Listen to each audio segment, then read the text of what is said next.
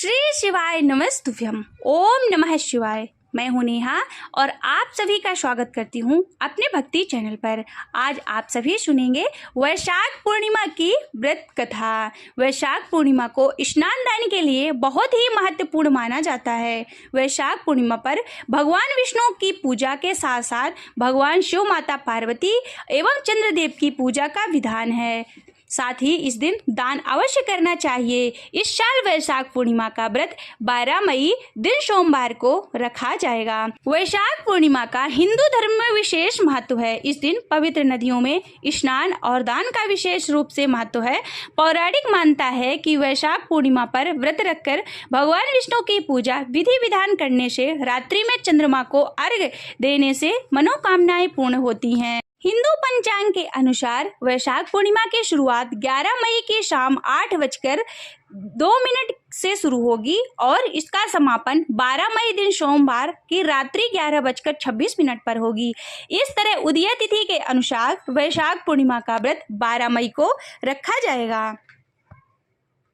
इस दिन स्नान और दान का विशेष रूप से महत्व है। वैशाख पूर्णिमा पर महात्मा बुद्ध का भी जन्म हुआ था, इसलिए इस वैशाख पूर्णिमा को बुद्ध पूर्णिमा भी कहा जाता है। पौराणिक मानता है कि वैशाख पूर्णिमा के दिन दान करने से पुण्य कई गुना बढ़कर मिलता है। वैशाख पूर्णिमा के दिन पीपल की आराधना करने से भगवान विष्णु की विशेष कृपा प्राप्त होती है, क्योंकि ऐसा माना जाता है कि पीपल के वृक्ष में स्वयं श्री हरि का वास होता है। इस कारण इस दिन बेहद शुभ और पवित्र माना गया है। वैशाख पूर्णिमा को भगवान विष्णु के नवे अवतार भगवान बुद्ध का जन्मदिन भी मनाया जाता है। ऐसी मान्यता है कि उन्हें ज्ञान की प्राप्ति पीपल वृक्ष के नीचे ही हुई थी, जिसे बोधि वृक्ष भी कहा जाता है। उन्होंने 6 वर्षों तक इसी वृक्ष के नीचे तपस्या की और पूर्णिमा के दिन ही उन्हें बौद्ध पूर्णिमा के नाम से जाना जाता है। इस दिन पीपल के पेड़ की पूजा करने से पूर्वज भी प्रसन्न होते हैं। साथ ही इस अवसर पर पीपल का पौधा भी लगाना बहुत ही शुभ माना जाता है। यदि पीपल पर दूध, जल और काले तिल चढ़ाएं तो इससे पितरों की कृपा प्राप्त होती है। पीपल की पूजा करने से कुंडली का अशुभ ग्रहों का प्रभाव कम होता है। खासकर शनि, गुरु, राहु और केतु जैसे ग्रहों की शांति हेतु पीपल की पूजा और वृक्षारोपण अत्यंत लाभकारी माना गया है। बुद्ध पूर्णिमा के दिन सूर्योदय के बाद पीपल पर दूध व जल चढ़ाएं और पूर्व या फिर उत्तर दिशा की ओर मुंह करके वृक्ष की 3 परिक्रमा करें। धार्मिक मानता है कि सुबह के समय पीपल में ब्रह्मा, विष्णु और महेश तीनों देवताओं का निवास होता है और यही दिन समय इसमें माँ लक्ष्मी का भी वास होता है। इससे घर में सुख और समृद्धि आती है। पूर्णमासी की व्रत कथा। द्वापर युग में एक समय की बात है कि यशोदा जी ने श्री कृष्ण से कहा, हे कृष्ण, तुम सारे संसार के उत्पन्न करता, पोषक तथा उसके संहार करता हो। आज कोई ऐसा व्रत मुझसे कहो जिसके करने से मृत्यु लोक में स्त्रियों को विधवा होने का भय ना रहे तथा वह व्रत सभी मनुष्यों की मनोकामनाओं को पूर्ण करने वाला हो। श्री कृष्ण कहने लगे, हे माता, तुमने अति सुंदर प्रश्न किया है। मैं तुमसे ऐसे ही व्रत को सविस्तार पूर्वक कहता हूँ। सौभाग्य की प्राप्ति के लिए स्त्रियों को 32 अर्थात 32 पूर्णमासी का व्रत करना चाहिए। इस व्रत को करने से स्त्रियों को सौभाग्य संपत्ति मिलती है। यह व्रत अचल सौभाग्य देने वाला और भगवान शंकर के प्रति मनुष्य मात्र की भक्ति को बढ़ाने वाला है। यशोदा जी कहने लगी कि हे कृष्ण, सर्वप्रथम इस व्रत को किसने किया था, इसके विषय में सविस्तार पूर्वक मुझसे कहो। श्री कृष्ण कहने लगे कि इस भूमंडल पर एक अत्यंत प्रसिद्ध राजा चंद्रहास से पालित अनेक प्रकार के रत्नों से परिपूर्ण कातिका नाम की एक नगरी थी। वहाँ धनेश्वर नाम का एक ब्राह्मण था। इसकी स्त्री अति सुशील और रूपवती थी। दोनों ही उस नगरी में बड़े ही प्रेम के साथ रहते थे। घर में धन धान्य आदि की कोई कमी नहीं थी। उनको एक बड़ा दुख था, उनके कोई संतान नहीं थी, जिस वजह से वह बहुत ही दुखी रहते थे। एक दिन एक बड़ा तपस्वी योगी उस नगरी में आया। वह योगी वहाँ के सब घरों से भिक्षा मांगकर भोजन किया करता था, लेकिन उस ब्राह्मण के घर से भिक्षा नहीं मांगा करता था। एक दिन योगी गंगा के किनारे भिक्षा मांगकर प्रेम पूर्वक खा रहा था कि धनेश्वर ने योगी के सब कार्य किसी प्रकार से देख लिया। अपनी भिक्षा के अनादर से दुखी होकर धनेश्वर योगी से बोले, और सभी घरों में भिक्षा लेते हैं, परंतु मेरे घर की भिक्षा आप कभी नहीं लेते, इसका कारण क्या है? योगी कहने लगा कि आपके धर्म हमें इस बात की आज्ञा नहीं देता है, क्योंकि अभी आप गृहस्थ जीवन में एक सुख से वंचित हैं। आपके घर संतान न होने पर मैं आपके घर की भिक्षा स्वीकार नहीं करूंगा। उन्होंने कहा कि जिसे संतान नहीं है उसके घर से भिक्षा लेने से मेरे भी पतित हो जाने का भय है।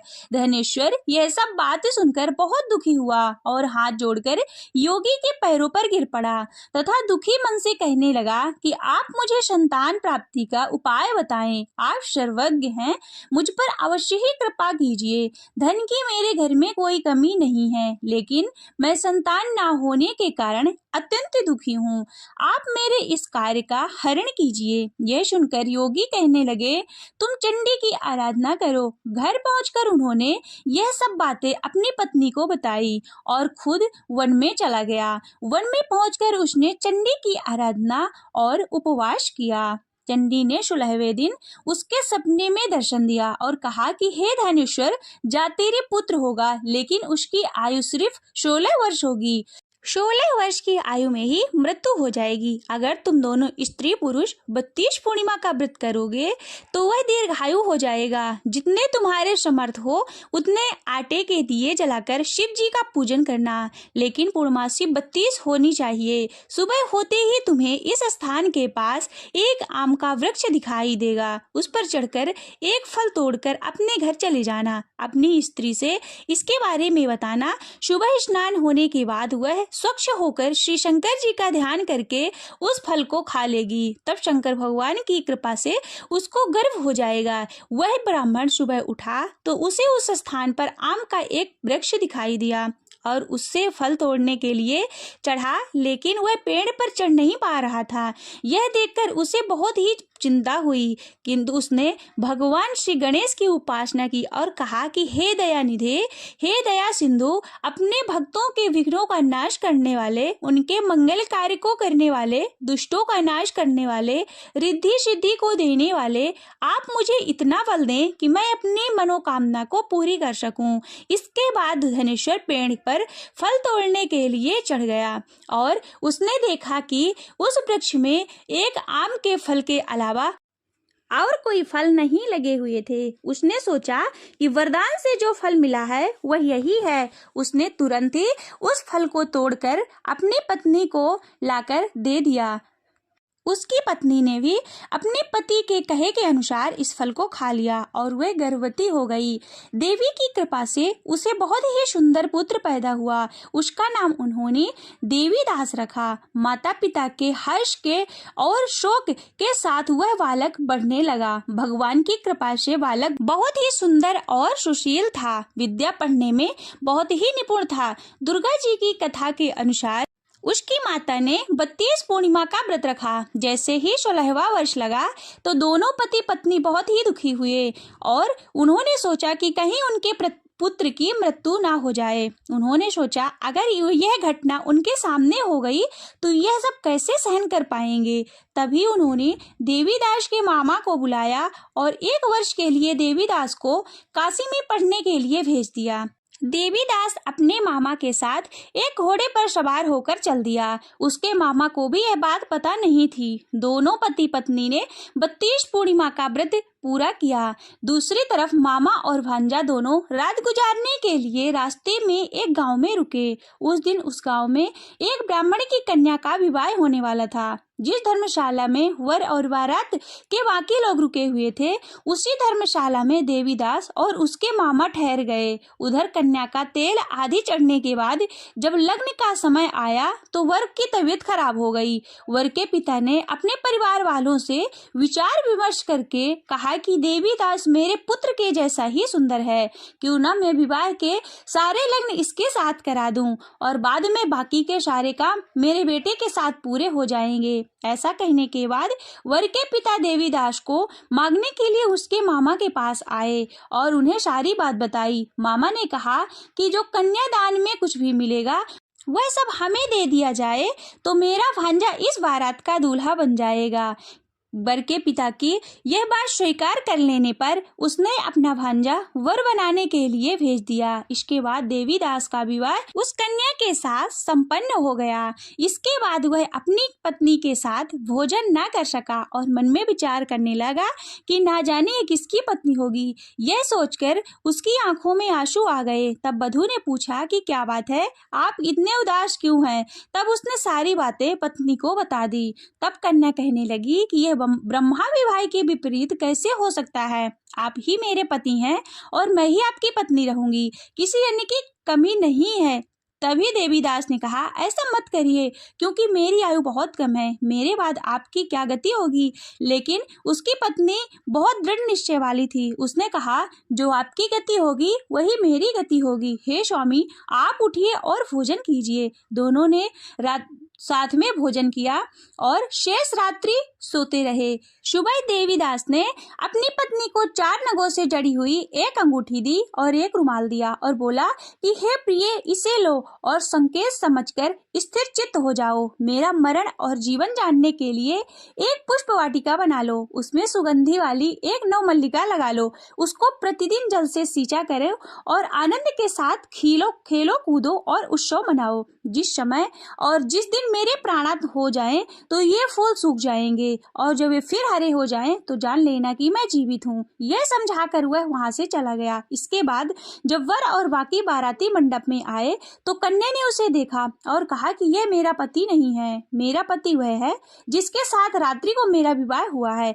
इसके साथ मेरा विवाह नहीं हुआ। अगर यही है तो ये बताए कि मैंने इससे क्या दिया और कन्यादान के समय जो भी कुछ आभूषण आदि मिले उन्हें दिखाए। कन्या की ये सारी बातें सुनकर वह कहने लगा कि मैं कुछ नहीं जानता। इसके बाद सारी बारात अपमानित होकर लौट गई। भगवान श्री कृष्ण बोले, हे माता, इस प्रकार देवीदास काशी में चला गया। कुछ समय बाद एक सर्प उसको डसने के लिए वहां पर आया, लेकिन वह उसको डस नहीं पाया क्योंकि उसकी माता ने 32 पूर्णिमा का व्रत पहले से ही कर रखा था। थोड़ी देर बाद काल वहां पर पहुंचा। भगवान की कृपा से तभी वहां माता पार्वती, भगवान गणेश जी आ गए। देवीदास को मूर्छित दशा में देखकर माता पार्वती ने भगवान शिव से प्रार्थना की कि महाराज, इस बालक की माता ने पहले से ही 32 पूर्णिमा का व्रत कर लिया है, आप इसको प्राणदान दें। भगवान शिव ने माता पार्वती के कहने पर उसे प्राणदान दे दिए। उधर उसकी पत्नी उसके काल की प्रतीक्षा कर रही थी। उसकी पत्नी ने देखा कि इस पुष्प वाटिका में पुष्प और पत्र कुछ भी नहीं रहे तो बहुत ही आश्चर्य हुआ और जब वो ऐसे फिर हरे भरे हो गए तो वह समझ गई कि उसका पति अभी जीवित है। इसके बाद वह बहुत ही प्रसन्न होकर अपने पिता से कहने लगी कि मेरे पति जीवित है, आप उनको ढूंढिए। इधर 16वां वर्ष व्यतीत होते ही देवीदास और उसके मामा भी काशी से चल दिए। इधर उसके ससुर उसको ढूंढने जाने ही वाले थे कि उसने देखा कि देवीदास और उसके मामा सहित आ रहे हैं। यह देखकर उन्हें अपने घर ले आए। वहां सारा गांव इकट्ठा हो गया और कन्या ने भी उसे पहचान लिया। देवीदास ने उसके बाद अपनी पत्नी और मामा को लेकर वहां से चल दिया। उसके ससुर ने भी उसे बहुत सा धन दहेज दिया। जब वह अपनी पत्नी के घर चल रहा था तो उसके माता पिता को लोगों ने खबर दी कि तुम्हारा पुत्र देवीदास अपनी पत्नी मामा के साथ आ रहा है। ऐसा समाचार सुनकर पहले तो उन्हें विश्वास नहीं हुआ, लेकिन जब देवीदास आया और उसने अपनी माता पिता के पैर को छुए, देवीदास के माता पिता ने उसका माथा चूमा और दोनों को अपने सीने से लगा लिया। दोनों की आंखों में प्रेम आंसू बह चले। धनुष्यर ने भी अपने पुत्र और पुत्र वधू के आने की खुशी में बहुत से ब्राह्मणों को दान दक्षिणाएं दी। श्री कृष्ण जी कहने लगे, इस तरह धनेश्वर को 32 पूर्णिमा के व्रत के प्रभाव से संतान प्राप्त हुई। जो भी स्त्रियां इस व्रत को करती हैं वह जन्म जन्मांतर तक वैधव्य का दुख नहीं भोगती और सदैव सौभाग्यवती रहती हैं। यह मेरा वचन है। यह व्रत संतान देने वाला और सभी मनोकामनाओं को पूर्ण करने वाला है। बोलिए शंकर भगवान की जय। बोलिए कृष्ण कन्हैया लाल की जय। शिव जी की आरती। ओम जय शिव ओमकारा, भोले हर शिव ओमकारा। ब्रह्मा विष्णु सदा शिव, ब्रह्मा विष्णु सदाशिव अर्धांगी धारा। ओम जय शिव ओमकारा। एकानन चतुरानन पंचानन राजे, भोले पंचानन राजे। हंसासन गरुड़ासन, हंसासन गरुड़ासन, वृषवाहन साजे। ओम जय शिव ओमकारा। दो भुज चार चतुर्भुज, दश भुज अति सोहे, भोले दश भुज अति सोहे। त्रिगुण रूप निरखिता, त्रिगुण रूप निरखिता, त्रिभुवन मन मोहे। ओम जय शिव ओमकारा। अक्षमाला वनमाला रुंडमाला धारी, भोले रुंडमाला धारी। चंदन मृग मद शोहे, चंदन मृग मद शोहे, भाले शशिधारी। ओम जय शिव ओमकारा। श्वेतांबर पीतांबर बागांबर अंगे, भोले बागांबर अंगे। शनिकादिक ब्रह्मादिक, शनिकादिक ब्रह्मादिक, भूतादिक संगे। ओम हरे हरे हरे महादेव। करके मध्य कमंडल चक्र त्रिशूल धरता, भोले चक्र त्रिशूल धरता। जग करता जग हरता, जग करता जग हरता, जग पालन करता। ओम जय शिव ओमकारा। काशी में विश्वनाथ विराजत, नंदी ब्रह्मचारी, भोले नंदी ब्रह्मचारी। नित्य उठे भोग लगावत, नित्य उठे भोग लगावत, महिमा यति भारी। ओम जय शिव ओमकारा। ब्रह्मा विष्णु सदा शिव जानते अविवेका, भोले जानते अविवेका। प्रणवाक्षर के मध्य, प्रणवाक्षर के मध्य, ये तीनों एका। ओम हरे हरे हरे महादेव। त्रिगुण शिव जी की आरती जो कोई नर गावे, स्वामी जो कोई नर गावे। कहत शिवानंद स्वामी, भजत हरे हरे स्वामी, मनवांचित फल पावे। ओम जय शिव ओमकारा। जय शिव ओमकारा, भोले हरे शिव ओमकारा। ब्रह्मा विष्णु सदाशिव, ब्रह्मा विष्णु सदाशिव, अर्धांगी धारा। ओम जय शिव ओमकारा। ओम जय शिव ओमकारा। नमः पार्वती पतये, हर हर महादेव।